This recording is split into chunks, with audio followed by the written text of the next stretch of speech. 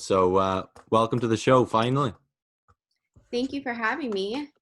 Perfect. So, to start off, just to sort of set the scene for our audience, you are known as the Queen of all trades.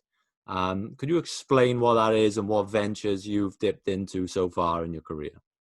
Yeah, for sure. So, Queen of all trades just kind of came from I feel like life should be lived to the fullest. And I feel like a lot of people's dreams live at the cemetery. A lot of people have dreams, but they don't take action. And for me, it's like I never want to live my life and say, if I had a passion for something or if I had something I wanted to try that I never did. So Queen of all trades just kind of means I dip my hands to so many things. I used to be in WWE, so I consider myself an athlete. I love fitness. I have a talk show. I have a fitness app. I'm into philanthropy. I'm an entrepreneur. So it's just kind of like, dipping a queen of all trades. I do it all. I've done musics. It may suck, but it's like, hey, if you never try, I never just want to say like, hey, I never did it. It's like, no, I went out there and fucking did it.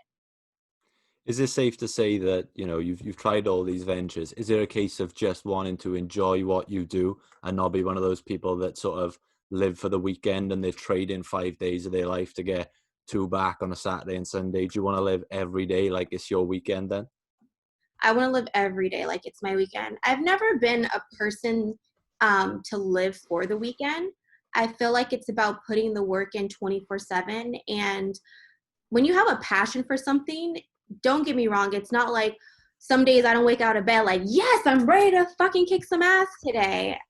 It's just more like when you have a passion for something, it doesn't matter if it's Friday, Saturday, Sunday, Monday. Most people hate Mondays. I love Mondays because it's a new week to like go out there, kick ass, and make your dreams and passions and hit your goals. One of the things that I really loved reading about on your website and your blog was this idea of health is wealth. And you mentioned, the three attributes of that. So you got physical health, mental health, and financial health. And that was interesting to me because you hear a lot of people talk about the importance of physical health and mental health, but I very rarely hear people talk about financial health. What does that mean to you, and what are your attitudes towards financial health?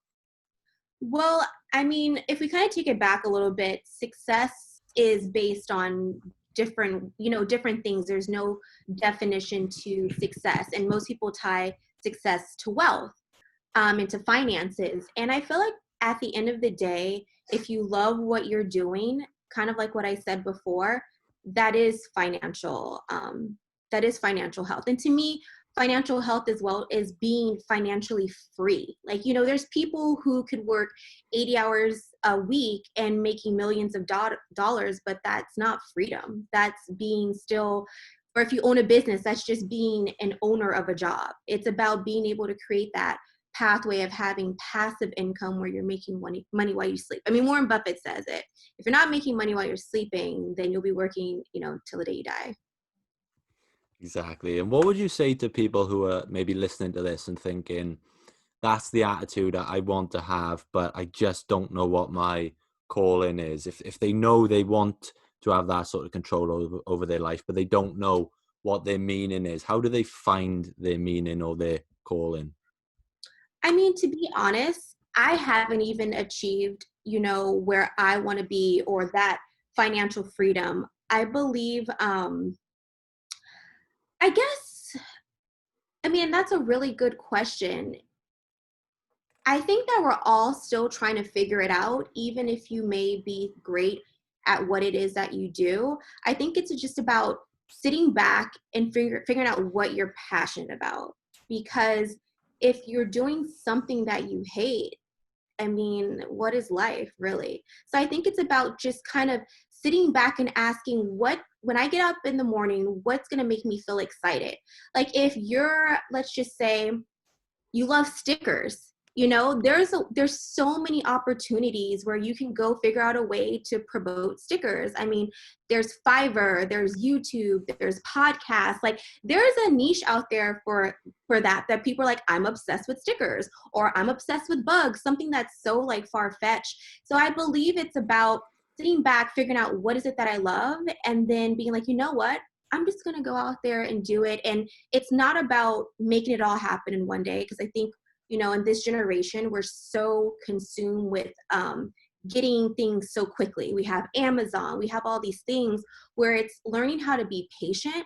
And it's hard because I haven't even, found that middle ground of being patient. So I think it's just like they say, Rome wasn't built in a day, but they built brick by brick every hour. So it's just like, hey, if it's just one thing a day, even if that's like, I'm just going to Google one thing, it's just doing that and executing, even if it's this small. And just remember, like, it's going to take time. And if you want generational wealth, that's going to take years. This shit's not built overnight like people on Instagram try to make it out to be.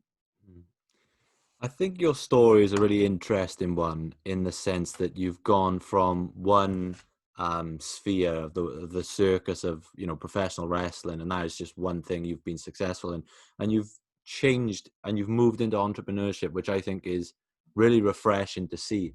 And I think in a way maybe that wrestling business sort of gave you some good fundamentals when moving into a sphere like entrepreneurship. I mean, they say professional wrestling is something where you meet many challenges and setbacks. What did Yeah. you learn throughout your career in that sphere, which has transformed you into a different person outside of the ring and your professional career now? So, it's wrestling entertainment. Yes, it's very physical, but it's also entertainment. And, um, I they say if you can make it in wrestling, you can make it anywhere. And I know why they say that because, like the NBA or the NFL, like if you're good, you can't hold, a LeBron James back. You can't hold back, you couldn't hold back a Michael Jordan if, the talent shows for themselves. And the difference with wrestling, you can be the most talented person ever, but it doesn't mean that you're necessarily going to make it to the top.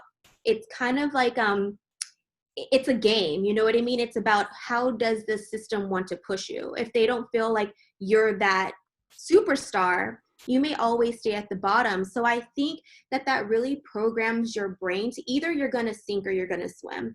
And being in WWE, it gave me a lot of empowerment, but it also gave me a lot of insecurities because it starts to make you wonder, like, am I good enough? Am I pretty enough? Like, am I enough? And after I was able to step away, because I think that's what it takes a lot of times, is stepping away from something to have like this revelation that it's like, you know what? No, fuck that.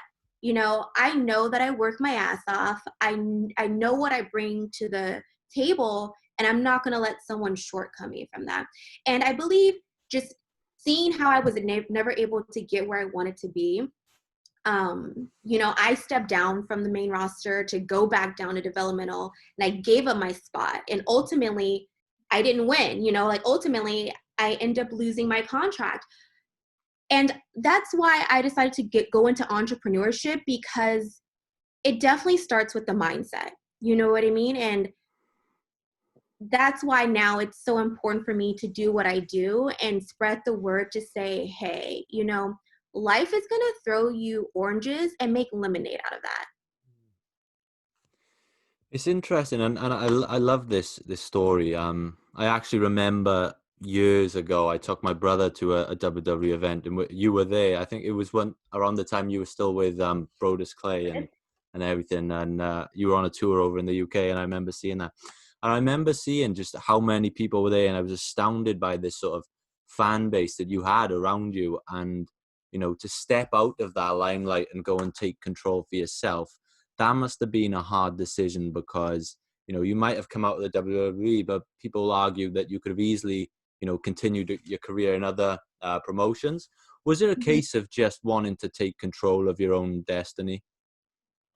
It was a little bit of everything. I think, like, even when, I got the call that I got the release, it was such a bittersweet moment. It was like, oh, I feel like there's this weight lifted off of me of not knowing the uncertainty of what's happening. Like, I'm walking on eggshells, what's next? But also, like, man, didn't get a chance to prove myself. Like I said before, I went back down to developmental, and that's ballsy because, like, I mean, even on Total Divas, you hear Mark Carano saying, you do this, you may not have a job. But I was willing to make that sacrifice. And I feel like doing that after the release happened, I needed to take some time to be away from that environment and find myself, because I felt like I knew who I was when I walked into WWE. And after leaving, I was a little bit uncertain of who is Ariane. Like, I played this character Cameron, but who am I? And how do I get back to being my true self? And I just feel like I needed to take some time to figure that out, focus on other passions that I have. And then, April 4th, I was supposed to make my return, not back into WWE, but then, everything happened with Corona, and I felt like I was in the right mindset. And there's, people who've asked me, like, what the fuck? Like, why would you want to go back there? Like, you went through a lot of stuff. And I'm like, because I'm in a different place in my mind. And again, it all goes back to mindset, because, like, when you can conquer this, and I'm still working on it, I feel like you can conquer the world. So I feel like I was able to go back with vengeance and know, like, how to play the game. Because I mean, that's really what it is. Like, you know what I mean? It's about life is a game, and really how you play it. And when you left that crazy world of pro wrestling and entered the arguably even crazier world of entrepreneurship, what initial steps did you take? What were you doing at the time to make that transition? Am I right in thinking you were already well educated at the time? Yes and no, because I have 2 degrees, one in psychology and one in marketing. But entrepreneurship, it's not about your degrees or if you went to college. It's about hands-on experience. That's the best experience you can ever get, is you try. And I don't say failure. I look at it like, it didn't work out or the way you thought it would. It's just another way to go back into something with more knowledge. Um, so yeah, having the education, but I think just kind of diving in and saying, you know what, I'm gonna hit brick walls, and that's okay, because that's what life is about. And that's the only way I'm gonna get experience and continue growing, is if I hit a brick wall, or things I thought were gonna go this way and it went the complete opposite. I mean, I've never even talked about this, but I started a clothing line, and it didn't even have a chance to get the legs moving because my partners and I, it didn't work out. And you think about times like that where you're like, wow, we came up with something from the ground up. We had everything. The button was ready to be pressed to go. And, we were getting so many things like, wow, this is so amazing. Like, what you guys just created. And to see that, like, all kind of crumble after you spent so much time and energy, it's like, fuck. But that's life. You're going to try so many different things. And at the time, it's going to seem like I'm having a nervous breakdown. What the hell is happening? But it all is pointing you into the direction of where you need to be. I feel like people who aren't in the world of entrepreneurship think of an entrepreneur and just see the glamorous, the money making, the lifestyle, the control over their own life, but they don't know about, the hard work. They don't know about the failures. They don't know about the setbacks. When you first stepped into that world, what were some of the initial challenges or lessons you learned very quickly? Um, that even though you may have a little bit of notoriety, no one gives a shit about that, really, at the end of the day. You know what I mean? Like, initially, like, for me, kind of to backtrack, I still do acting, but that was my initial thing before I kind of went into the entrepreneurial world. And no one really cares. It's kind of starting from ground zero. So I mean, sorry, I can sometimes have like ADD moments. Can you say the question one more time? Because I feel like I'll go off on like a tangent. Like, wait, Yeah. where do we? When you first jumped into entrepreneurship, what were the sort of challenges or lessons you learned really quickly initially? There we go.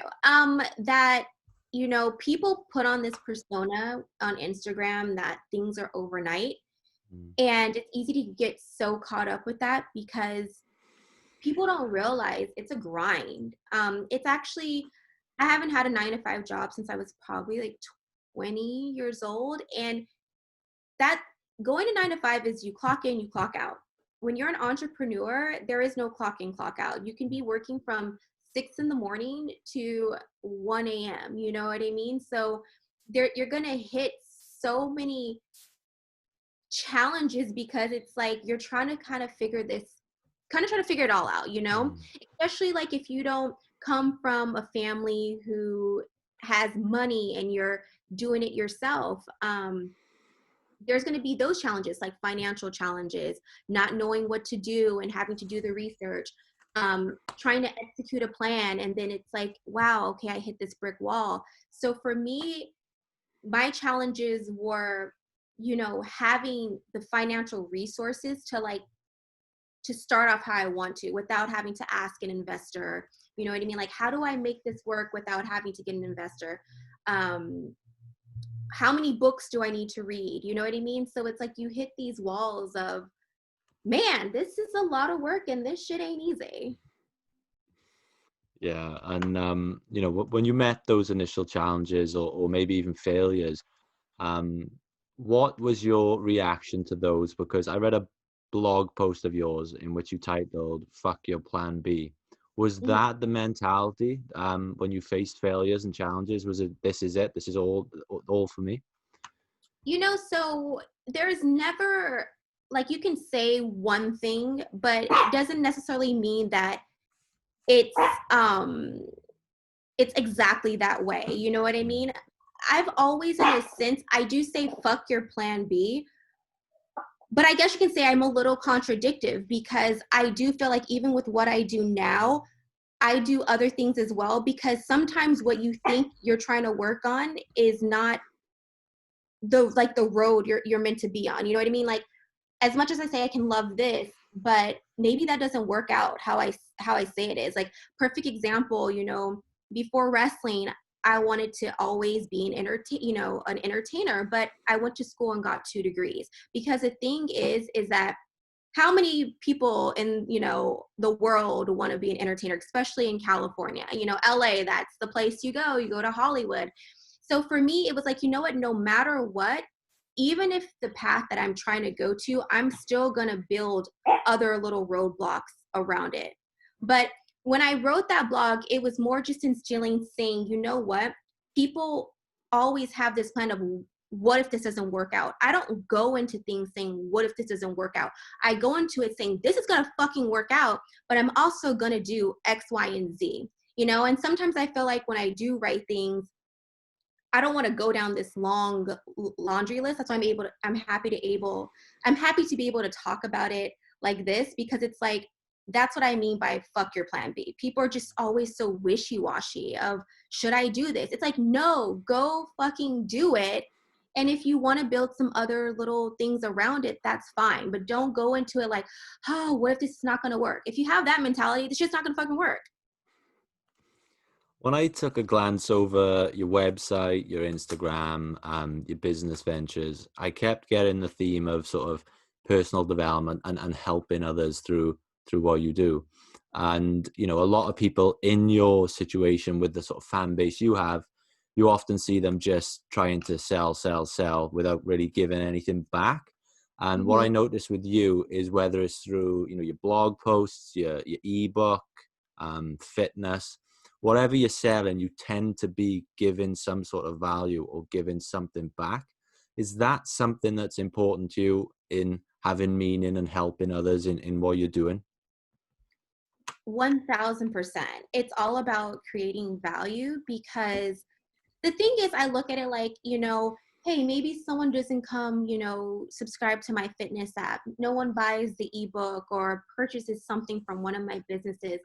That's okay. But I'm like, did you walk away and did you learn something? Because I look at it like, maybe this person is not ready, or they may not have the finances. And if I help sit here and help this one person, it's word of mouth. I mean, that's what entrepreneurship is about, is word of mouth. And for me, I just get a high off of like life, and that feeling of like, wow, if I can impact one person, that's what I think people don't realize what entrepreneurship is about. It's about creating opportunities and giving value to people. The whole point of becoming an entrepreneur, and you open up businesses, is so you can hire people so they can have a way to take care of their family and be able to have a livelihood. So for me, it's so, so, so important, you know, because like I said, we're so surrounded by motherfuckers around here who are just like, hey, if you get this, you know, course for only $1,000, you can have success overnight. And it's like, no, that's not how it fucking works. Like, there is no such thing. Yeah, okay, 10 years, that's overnight success. 10 years, you know what I mean? Or like a half of a decade, that's overnight success. So I'm always going to be that person that's going to provide value. And even times when I feel like, fuck, man, I'm not where I want to be yet. And shit, maybe I should be a fucked up person. I'm like, no, that's just not in my mentality. You know what I mean? Like, of course, do I want to achieve, you know, so much success? But I'm like, if I don't get there, but if I'm helping shape people's lives, I'm gonna be okay with that. What I like as well is that, you know, we've interviewed hundreds of people on this podcast, and a lot of them, you know, they want to give value, but they give empty words or just vague outline. What you're doing is you're sort of giving actionable value, you know, whether that's through fitness or even when I read your ebook, you know, the quick guide to happiness and success, you were giving, you know, practices or happiness hacks, and they were actionable things that people can read and they can start implementing today. And on that theme of happiness, then, do you think that happiness is a choice? Um, yes. And, or let me say, you know, if I'm keeping it 1000%, I would say yes and no. Mm. You know, people preach all the time, like positive energy, just be happy. But life fucking happens. Like, someone passes away, you're working your ass off and you see zero return. Sometimes it's hard to be happy, you know, but I feel like it's a learned trade, you know, to fully conquer that. I haven't fully conquered that yet. Like, even this week, I'm having a moment because I'm like, I'm not where I want to be in my career. Like, I'm so stressed out. And maybe from an outsider looking in, they think, wow, this person, you know, she's doing amazing. But I have moments where I'm, you know, struggling. I mean, I'm so 1000%, and I have like diarrhea of the mouth. I have a therapist, you know, that I see, you know, because we're in quarantine and stuff, that I do, you know, virtual sessions with to keep me accountable and to keep my mindset together, because it's, you know, especially in the world that we're living in right now, things hit you left and right, and it's sometimes hard to be happy. But I do feel like there are things like in the ebook, the 5 minute journal, that when I am having a stressed out day, when you go back and see the things that you are grateful for, it's kind of hard to be not happy when you're grateful, you know? And it's little things like that of like stopping where I'm at, you know, if I'm outside and being like, let me ground myself.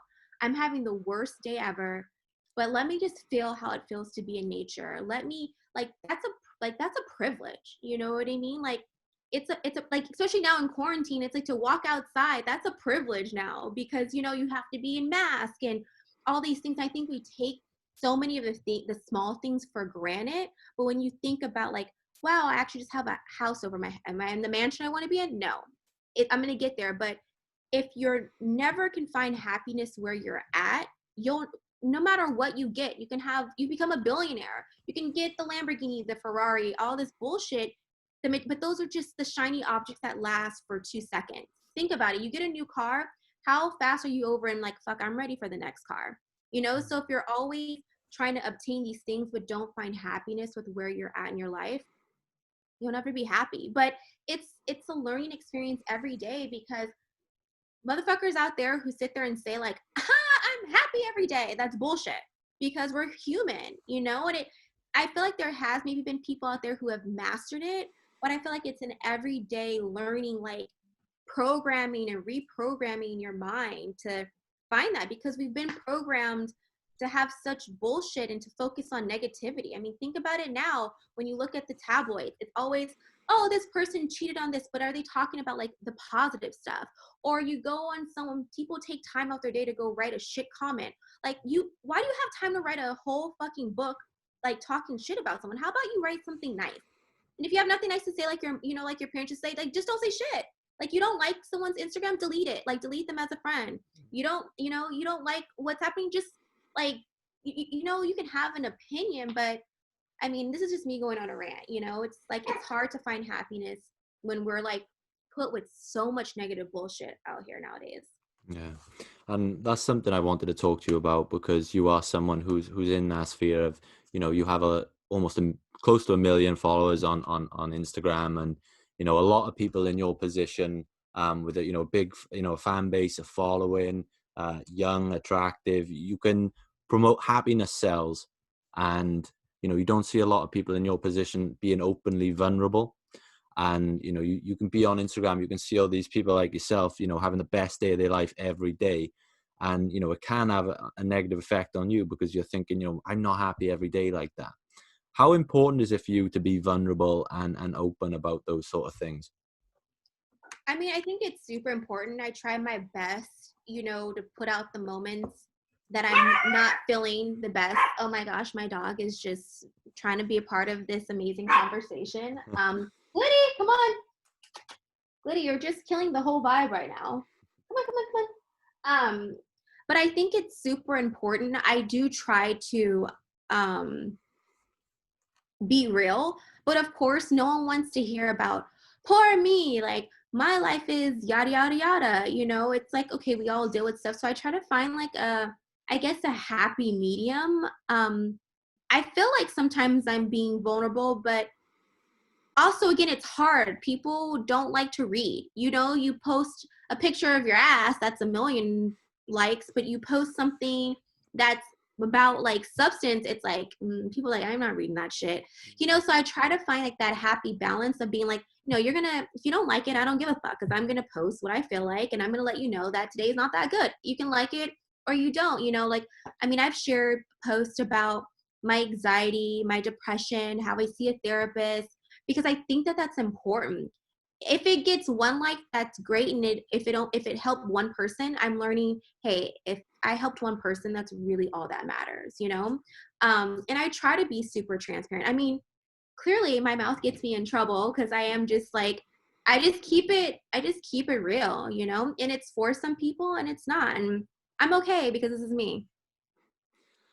Do you practice meditation or mindfulness at all? And I know if people do practice meditation or mindfulness, it looks different for every person. Some people might sit down and meditate. Others might just, focus on positive affirmations.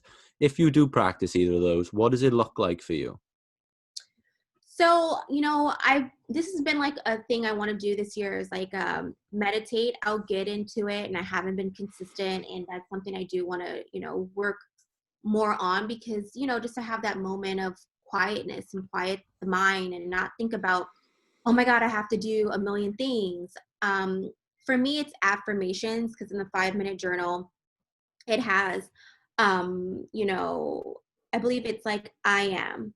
And the thing about affirmations that people don't realize is that if you're trying to, like, say, lose weight, right? Let's give an example, and you're overweight and you're like, I love the way I look in my really, fit, shredded body, but you're not there. You don't believe that.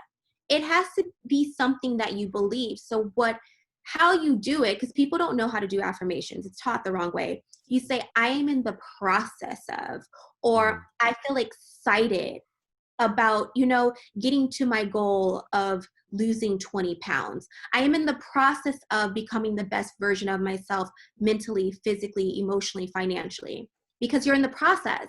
If you don't believe it, it's not an affirmation. You have to believe it with conviction. So at least if you say, I'm in the process, it makes you feel like, well, I am doing these things. So I am in the process of, doing X, Y, and Z. So mm. that's, for me, it's affirmations in the process of, or I'm excited about. Hmm. I was recently studying a book called Think and Grow Rich by Napoleon Hill. And, he talks in the book and about the power of gratitude. And, ever since I've been trying to, write down 3 things I'm grateful for every night.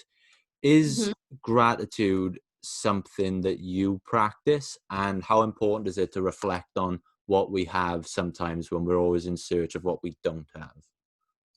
So even like I was talking about before, the 5 minute journal, that's you don't need a 5-minute journal. You need just a piece of paper and not type it in your computer. But yeah, I mean, I don't do it daily, like with quarantine, life has been a little crazy. But for the most part, I've been pretty consistent with in the journal every morning. I'm grateful for 3 things. What would make my day great? My affirmation. Then come back at the end of the day. Well, what were 3 great things that happened in my day? And what are some things that I could have done better? So I think it's important to have gratitude, but also reevaluate what you're grateful for and how to move on to like the next thing. I think if there's a balance of for sure being grateful, and it can be hard to just all the time be like, again, oh my god, I'm waking up every day grateful, because there's going to be those days where you feel like I don't care just about my house, or I don't care, and I feel like that's okay. But at the end of the day, it's like, okay, have a moment and then like get back to like having that mindset of being grateful. I mean, it's life. For humans. We're not robots. So there are going to be days where, you're not going to feel grateful. But I mean, I think have a moment and then just come back and say, okay, I'm going to refocus that energy to something more positive, So it's like, again, life is about balance. You talk about this idea of investing in yourself. Now, I'm not sure if everyone will know what that means. So what do you mean by this idea of investing in ourselves? And what way would you encourage the listeners to maybe start investing in themselves? Literally investing in yourself can be for $3.99. It doesn't require you having to pay for it. Because a lot of people are like, I don't have the money. People come up with so many excuses. I mean, there's YouTube, there's podcasts, there's a million things that you can, if you want to go find it, you will find it. You know what I mean? And investing in yourself it's everything, mentally, physically, emotionally, and spiritually. So we'll start with mentally. So, what is that for you? Meditation? Is that taking a 5-minute, walk and being in nature? Because something about nature, we are part of the universe. Is that exercising? I encourage it all, but you sometimes, it's baby steps. Start with one. That's mental. Physical, that goes into working out. Take 5 minutes, stretch your body. Like, don't make an excuse. I mean, you can go outside and walk, put your mask on, go for a walk for 5 minutes. 5 minutes, you mean we do bullshit like go on Instagram? You have 5 minutes. um Financially, I would say, what books are you reading? You know what I mean? Like, if you don't have the money to invest in something, what education are you using to help better yourself? You want to start that business, you don't have the money. Like, like I even look in quarantine, like if you don't come out with either doing a hobby that you wanted, read a book, start a business, get straight with your mental, like what the fuck have you been doing all this time? Like, people just make excuses. So, like, there's so many ways. I mean, for even a person who has $5, you can go on Robinhood, do your research, and you can use $5 to invest into something that you think will take off in the long. Like, you have $5. If you don't have five, go, like $1. I'm sure there's investments on Robinhood that you can, or Acorns that you can use $1, and I mean, that's what I would say. It's a whole, what would I say, becoming the best version of yourself in every aspect of life. You mentioned things like, listening to podcasts and absorbing certain types of media and educating yourself and fitness. What are some of the habits that you've developed over the last few years? With fitness, Anything. or So it could be reading, could be meditation, just habits that you try and build into your daily life or daily or weekly. habits, I try to, it's like, to me, I'm like, I have to get my workout in, 5 times a week. I mean, I'm very obsessed with my physical body. That's just me being real, but it's a mind thing too. Like, if I don't work out, I'm losing my shit. Like, I've noticed things to have a domino effect where I'm just having like a bad day, and then the next thing, like it's like a domino effect. So fitness, the journal. I've been recently, I've never really been like a religious person, but I do feel like you have to find something that's greater than yourself. Whether that mean whatever that may mean for you. Nothing that's materialistic. So not like a celebrity or some bullshit like that, but finding something that's greater than you spiritually. I've been getting into that because, you know, like I said, I'm not that religious, but it's like reading like a Bible verse in the morning. And I'm not a person to preach like Bible, because religion is such a touchy subject. But whatever that may be for you, like finding something greater than yourself has been like something tremendous during quarantine, I've learned. Is you're trying to do all this hustle and bustle. But I feel like when you find something greater than yourself, that also helps with your mindset and being dedicated. Like every day there's something to be done. There's never a moment I can say I'm bored, or I mean, I have my hands in so many stuff. I have my podcast, so it's like working on that. I just opened up a business called Label My Keys. I also have a TV show that I filmed, and that's also, now we just made that into a podcast over quarantine. Like these are just like habits of, I don't ever understand when people are like, I'm bored.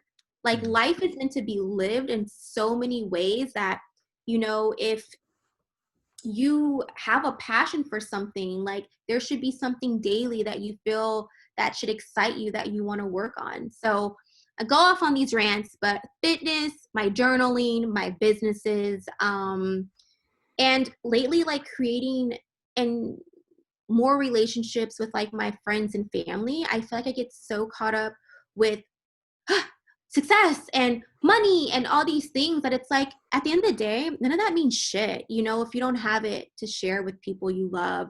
So even for me, using this quarantine to talk to my family more and connect with friends and stuff that I wasn't doing before because I was so consumed with just work, work, work, work. So those have become like habits. Mm. Something I read on your website, and I encourage everyone to go and check out your website and your blogs. I think there's some terrific stuff on there. Was this idea of saying no, and you see on TV and TV shows, and you hear in the personal development space about the power of saying yes, and the more you say yes, the more opportunities open up. But you talk about saying no, and that can be almost an equal superpower at times. Why is it important for us to say no a little bit more? I feel like we as human beings have FOMO, for people who don't Mm, know what that is fear of missing out.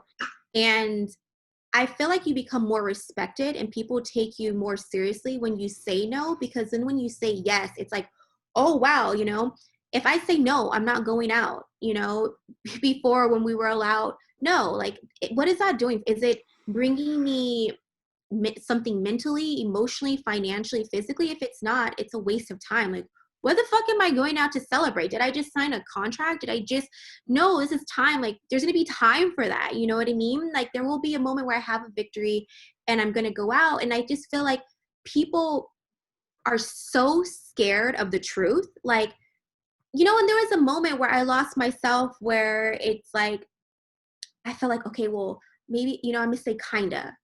It's yes or no. And it's okay to say no. Being selfless is okay. Not being selfish, but selfless. Like, you need time to like reboot yourself. You need time to get, to have a moment for yourself. And a lot of times people are such bullshitters. They can't, they'll, you ask someone to do something. Oh, well, let me get back to you. Just say fucking no. You don't want to do it. Just say no. I respect that more than you bullshit me. I feel like you're an asshole if you bullshit me. Just say no. I will respect you. And I think that people are just so scared of the truth or saying no to someone if they're going to offend them. If you offend someone, who gives a fuck? Like, as long as you're not doing something by saying something like racist or something so far fetched, like just by saying, hey, not feeling that tonight, it's not a big deal. So I think that there's a power in saying no because, like I said, you gain respect. You're going to have people respect you, because that yes is going to be so powerful. If you say yes all the time, then it's like, oh, well, I just asked this person to do this or that. They're going to always be a yes man or a yes woman. Yeah, I think this podcast has been, one of the main themes has been taking control of your own destiny in your life. And I think there's a lot of guys out there, in the personal development industry. A few come to mind, like maybe Gary V. As much as I love him, he talks about controlling your own business and the importance of that. But that might not be for everyone. And there was Yeah. something I saw on your blog, and it said that no matter what it says at the top of your paycheck, you still work for you. And for all those people out there who might think, I don't particularly want to run my own business, what does it mean to still, work for someone else, but still be the CEO of your own life? So, yeah, like you said, entrepreneurship is not for everyone. I used to think like, oh man, how do people go work 9 to 5 for someone? Like, wow, like everyone should be an entrepreneur.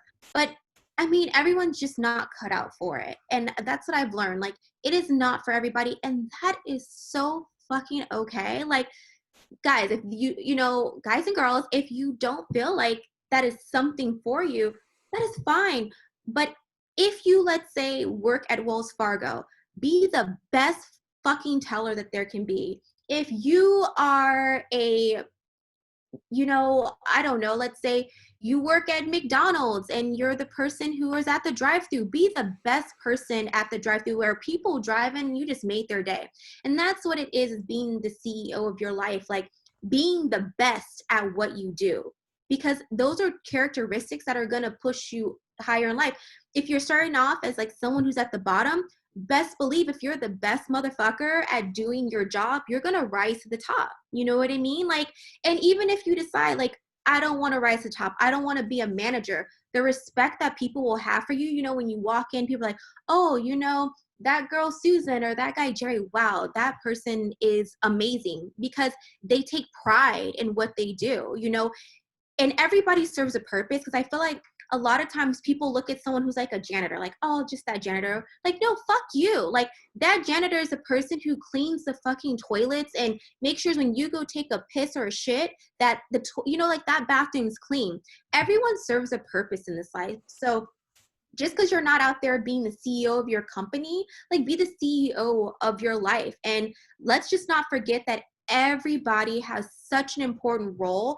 And I mean, I'm going to go off on a rant when people are like, I'm self-made. No, fuck you. You're not self-made. It took a village to build that. Like, that person from the way bottom to all the way to the top all serves a purpose to bring you up to where you're at. So, just take pride in what you do. Even if you don't like your job, still go in there and act like it's the best thing ever until you can figure out what it is next that you want to do that you actually really love. Just because, let's just say if you do want to be an entrepreneur and you are a janitor, you being the best janitor, teller, person that works at the drive-thru, if you're the best, those are key characteristics and habits that are going to make you the best fucking CEO there is. Oh yeah, and that might be one of my favorite answers in over 100+ interviews. I think, this is absolutely phenomenal advice. And I think that is the perfect way to start winding down now. I have 4 questions left for you that we ask every guest on the show. And the first one is, are there any books that you have read that have impacted your life so far? Yes. And I have it in the ebook. I have read Think and Grow Rich. I know a lot of people say like that's their favorite. For me, it's The Magic of Thinking Big. That was like a game changer for me because, it's teaching you like no matter kind of like what I was saying before, no matter where you're at in your life, think big. Think about the possibilities of what you can make out of something so small, like just because you start off and you're trying to get to the top, if you have the imagination, if you believe you can, you will. And I mean, that just goes with, if for people who are more into Think and Grow Rich, I like Think and Grow Rich, but to me, The Magic of Thinking Big is phenomenal. Like, I literally was like on cloud 50 after I read that. And Law of Attraction, I do believe there's a thing about manifestation and the people you connect with and putting that energy out. You know, you may not have the money to go out and do what you need to, but if you manifest what you want, you're going to meet somebody who's going to help you get to that level. And it may take some years, but those two books, I would say, have been a game changer for me. And who are some of the mentors or people that have inspired you in life? I mean, I love Andy Frisella. I've gotten a lot of my stuff from him. He's really, to me, I like him because he's not for everybody. He's very hardcore. He's in your face. It's fuck you. But you know, that's my personality. So that's what I resonate with. I would say him. I like Gary V. Who else can I think of? I like Ed Milet. And I feel like I'm missing some people, but that's just what comes to my mind right now. Are there any societal norms or societal rules or attitudes that you just love to break? Yeah, I'm always, I feel like I'm a woman. I like to walk to the beat of my own drum. Like in the ebook it says you are your own superpower, you know what I mean? So no one's gonna do you like you do you. And I feel like everyone's trying to be the next this, the next that, and like everyone's trying to be a Kardashian, and I fucking love the Kardashians, but the Kardashians, there's not going to be another Kardashian. Like they've done their thing and they're killing it, you know? Like people just get so caught up of like looking like the same and walking the same and talking the same. I'm like, what makes you special is you. So fucking do you. And that's what I mean. I feel like I've gotten to that place where I'm like, no one's gonna do me like me. Like today I was thinking about, okay, we're doing this, you know, interview. I'm like, oh, you know, I should put on makeup and stuff. I was like, well, I don't feel like fucking putting on makeup. I look tired, I didn't sleep good. But this is me and I don't care. Like if you want to talk shit, cool. Like I don't care. This is how I feel today. Maybe later on I'm gonna go put on some makeup. But for now, I'm just going to show up how I feel, you know? So just being comfortable in your own skin. Amazing. Now, the last question I have for you, if we imagine a scenario in which every person on the planet is tuned into the same frequency and you get the chance to broadcast a short message, you know, a lesson to every person on the planet and they're going to hear it, what would Ariane's message to the world be? I feel like it's what I just said. You are your own superpower. No one's gonna do you like you fucking do you. So do you. And when you're focused, resilient, and driven, the sky has no limits. So, and if when you and I'm gonna say one more, when you stay in your lane, there is no traffic. Now, everything again, some motherfucker may cut you off, but when you get back in your lane, you're winning. Amazing. Ariane, where can our listeners get more of your content and connect with you? Yes, as my dog has been very disruptive. I'm sorry. People can follow me across the board at Ariane Andrew. You can get my fitness app at AA Academy. I'm about, you know, again, providing value. So I give 5 workouts for free before you make a commitment, because I believe that that's important for you to test drive and see if this is something that works for you. I have a business called Label My Keys. My podcast is Escape with AJ, but to make it short and simple, if people go to at Ariane Andrew, you can find everything because I'm a queen of all trades and have my hands in a million things. Amazing. Ariane, thank you so much for your time. It's been one of my favorite conversations to date. And, you know, I know you've got a busy day ahead, so I'll leave you to it and good luck with everything. And I hope to speak to you again. Thank you so much.